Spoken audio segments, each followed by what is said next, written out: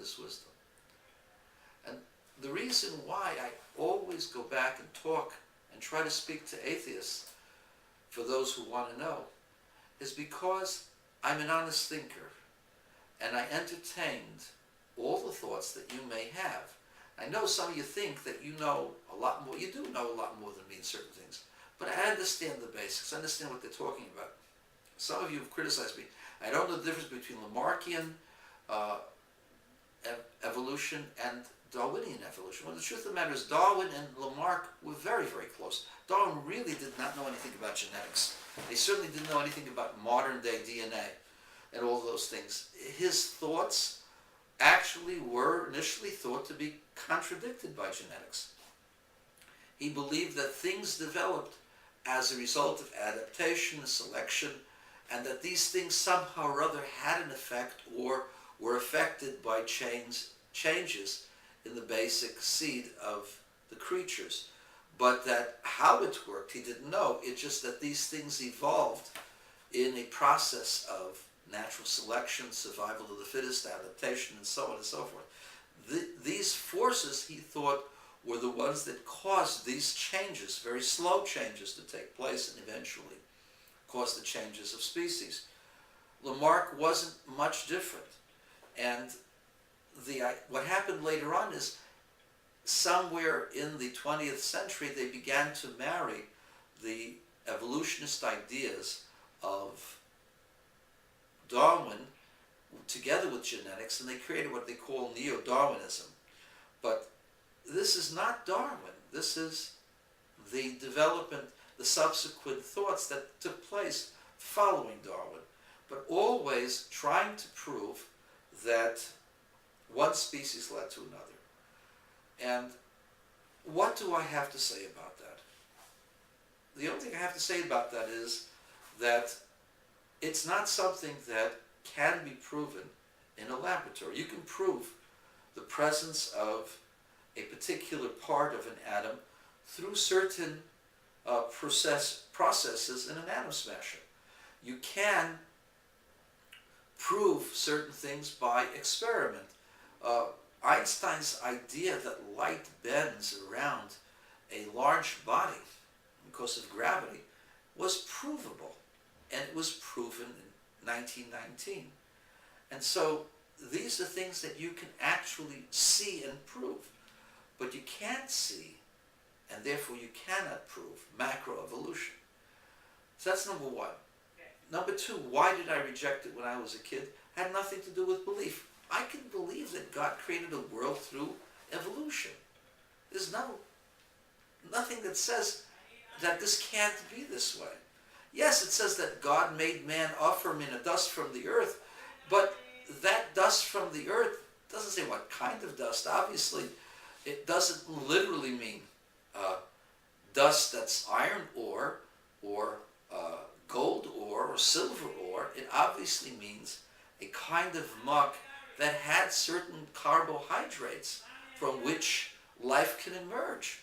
And so, obviously, this could mean the presence of certain types of molecules, or certain types of DNA that were there already in the earth from which man was developed. There's no contradiction between belief in macroevolution and what it says in the Torah. You could possibly accept it and fit it in.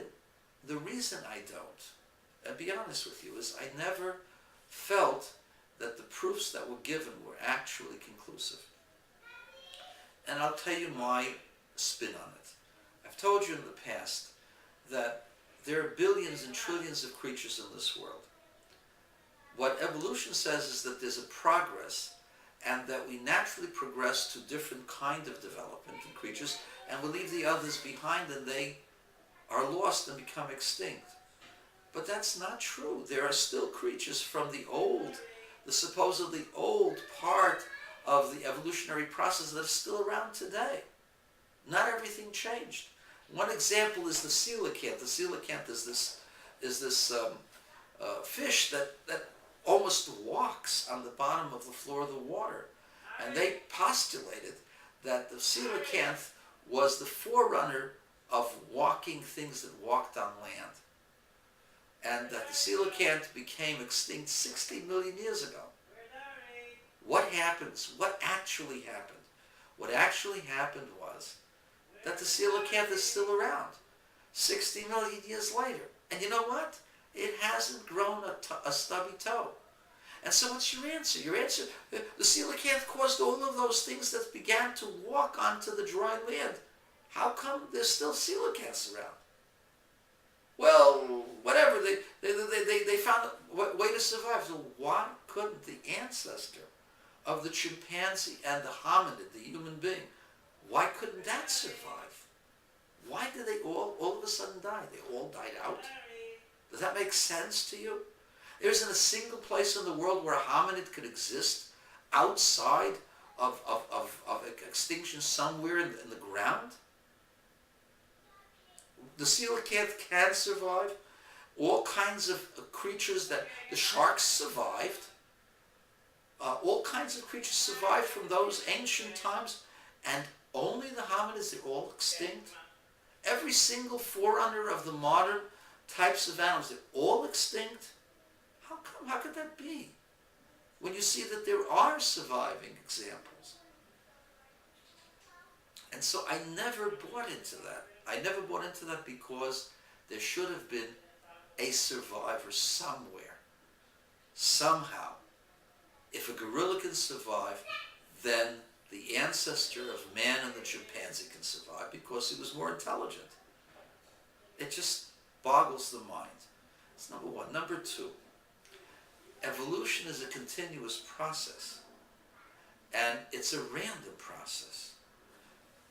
The hominid became a hominid not at one time. If you believe in evolution, there were hominids that were created 3 million years ago, 2.5 million years ago, 2 million years ago. They were created by a sudden mutation in the original ancestral form. If that's the case, that there's a continuous evolutionary process, then we should see it today. There should be somewhere things that are changing from one thing to the other that we should be able to see. There should be an example of that. There's no example of the small horse becoming a big horse. There's no example of any of the intermediates becoming something else, or modern biological specimen changing into another thing. Not one example, not one human being in the entire world has become something else. A human being developing wings or having 4 arms or 4 legs. No minotaurs have come from the human being. All of these millions of years, not a single one. Why? Because we're perfect. The hominids were perfect. The original ancestor of the chimpanzee and the human were perfect. Yet they evolved into something else.